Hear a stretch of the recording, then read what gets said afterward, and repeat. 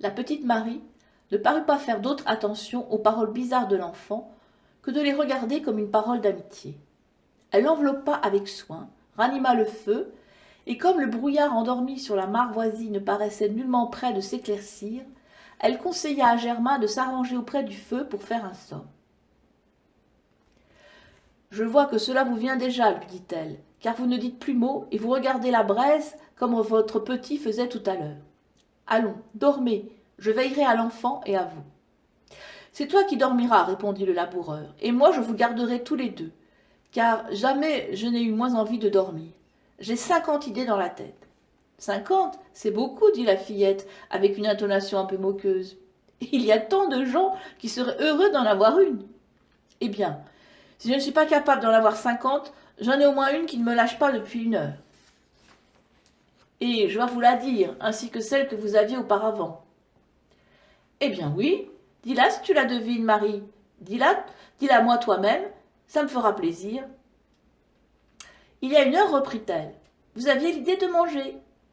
Et à présent, vous avez l'idée de dormir.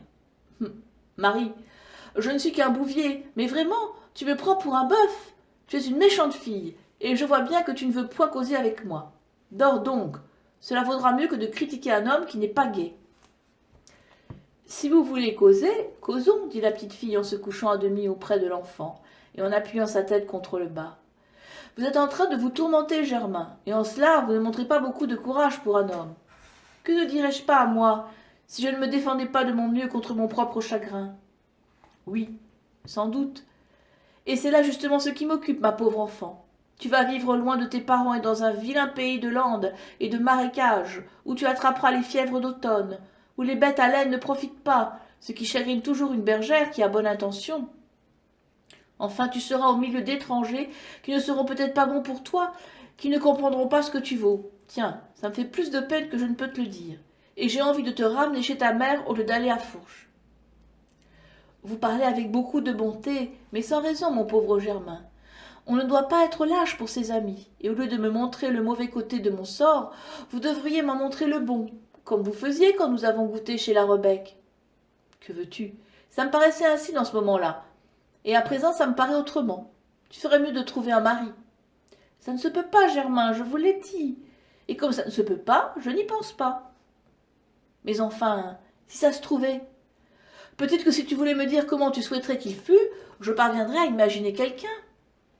Imaginer n'est pas trouver. Moi, je n'imagine rien, puisque c'est inutile. Tu n'aurais pas l'idée de trouver un riche? Non, bien sûr, puisque je suis pauvre comme Job.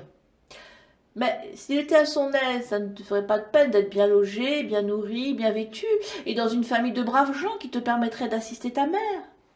Oh, pour cela, oui, assister ma mère est tout mon souhait. Et si cela se rencontrait quand même, l'homme ne serait pas de la première jeunesse, tu ne ferais pas trop la difficile.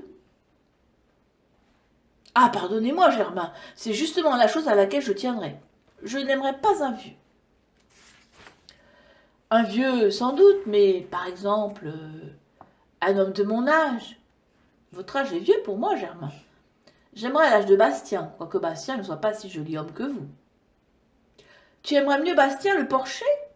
Dit Germain avec humeur. Un garçon qui a les yeux faits comme les bêtes qu'il mène? Je passerai par-dessus ses yeux, à cause de ses 18 ans. Germain se sentit horriblement jaloux. Allons, dit-il. Je vois que tu en tiens pour Bastien. C'est une drôle d'idée, ma foi. Oui. Ce serait une drôle d'idée, répondit la petite Marie en riant aux éclats. Et ça ferait un drôle de mari. On lui ferait à croire tout ce qu'on voudrait. Par exemple, l'autre jour, j'ai ramassé une tomate dans le jardin à monsieur le curé. Je lui ai dit que c'était une belle pomme rouge et il a mordu dedans comme un goulu. Si vous aviez vu quelle grimace! Mon Dieu, qu'il était vilain! Tu ne l'aimes donc pas, puisque tu te moques de lui. Ça ne serait pas une raison. Mais je ne l'aime pas. Il est brutal avec sa petite sœur et il est malpropre. Eh bien, tu ne te sens pas porté pour quelqu'un d'autre?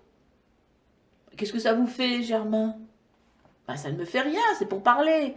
Je vois, petite fille, que tu as déjà un galant dans la tête. Non, Germain, vous vous trompez. Je n'en ai pas encore. Ça pourra venir plus tard. Mais puisque je me marierai que quand j'aurai un peu amassé, je suis destinée à me marier tard, et avec un vieux. Eh bien, prends-en un vieux tout de suite. Ah non pas, quand je ne serai plus jeune, ça me sera égal. À présent, ce serait différent. Je vois bien, Marie, que je te déplais. C'est assez clair, dit Germain avec dépit, et sans peser ses paroles. La petite Marie ne répondit pas. Germain se pencha vers elle. Elle dormait. Elle était tombée vaincue et comme foudroyée par le sommeil, comme font les enfants qui dorment déjà lorsqu'ils babillent encore. Germain fut content qu'elle n'eût pas fait attention à ses dernières paroles. Il reconnut qu'elle n'était point sage, et il lui tourna le dos pour se distraire et changer de pensée. Mais il eut beau faire, il ne put s'endormir ni songer à autre chose que ce qu'il venait de dire. Il tourna 20 fois autour du feu, il s'éloigna, il revint. Enfin, se sentant aussi agité que s'il eût avalé de la poudre à canon, il s'appuya contre l'arbre qui abritait les deux enfants et les regarda dormir. Je ne sais pas comment, je ne m'étais jamais aperçu, pensait-il, que cette petite Marie est la plus jolie fille du pays. Elle n'a pas beaucoup de couleurs, mais elle a un petit visage frais comme une rose de buisson. Quelle gentille bouche et quel mignon petit nez. Elle n'est pas grande pour son âge, mais elle est faite comme une petite caille et légère comme un petit pinson. Je ne sais pas pourquoi on fait tant de cas chez nous d'une grande et grosse femme bien vermeille. La mienne était plutôt mince et pâle, et elle me plaisait par-dessus tout. Celle-ci est toute délicate, mais elle ne s'en porte pas plus mal, et elle est jolie à voir, comme un chevreau blanc. Et puis, quel air doux et honnête! Comme on lit son bon cœur dans ses yeux, même lorsqu'ils sont fermés pour dormir. Quant à de l'esprit, elle en a plus que ma chère Catherine n'en avait, il faut en convenir, et on ne s'ennuierait pas avec elle. C'est gai, c'est sage, c'est laborieux, c'est aimant et c'est drôle. Je ne vois pas ce qu'on pourrait souhaiter de mieux. Mais qu'ai-je à m'occuper de tout cela, reprenait Germain, en tâchant de regarder d'un autre côté. Mon beau-père ne voudrait pas en entendre parler, et toute la famille me traiterait de fou. D'ailleurs, elle-même ne voudrait pas de moi, la pauvre enfant. Elle me trouve trop vieux, elle me l'a dit. Elle n'est pas intéressée.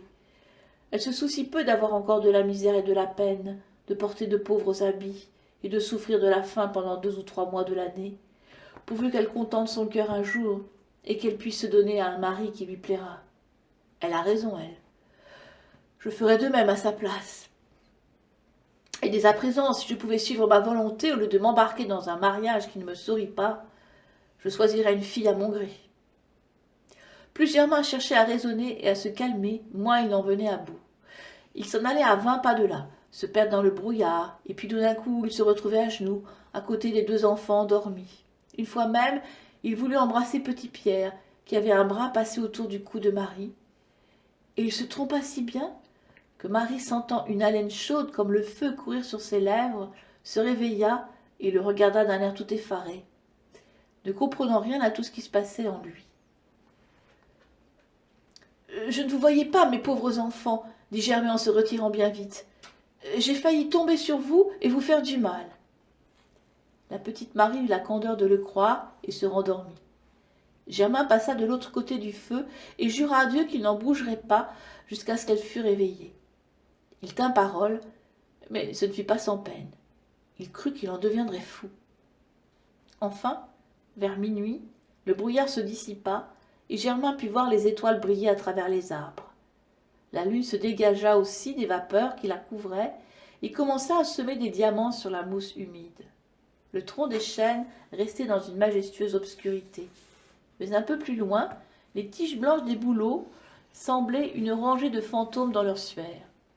Le feu se reflétait dans la mare, et les grenouilles, commençant à s'y habituer, hasardaient quelques notes grêles et timides. Les branches anguleuses des vieux arbres hérissés de pâles lichens s'étendaient et s'entrecroisaient comme de grands bras décharnés sur la tête de nos voyageurs. C'était un bel endroit, mais si désert et si triste, que Germain, las d'y souffrir, se mit à chanter et à jeter des pierres dans l'eau pour s'étourdir sur l'ennui effrayant de la solitude. Il désirait aussi éveiller la petite Marie, et lorsqu'il vit qu'elle se levait et regardait le temps, il lui proposa de se remettre en route. « Dans 2 heures, lui dit-il, l'approche du jour rendra l'air si froid que nous ne pourrons plus y tenir malgré notre feu. À présent, on voit à se conduire, et nous trouverons bien une maison qui nous ouvrira, ou du moins quelque grange où nous pourrons passer à couvert le reste de la nuit. Marie n'avait pas de volonté, et quoiqu'elle eût encore grande envie de dormir, elle se disposa à suivre Germain. Celui-ci prit son fils dans ses bras sans le réveiller, et voulut que Marie s'approchât de lui pour se cacher dans son manteau, puisqu'elle ne voulait pas reprendre sa cape roulée autour du petit Pierre.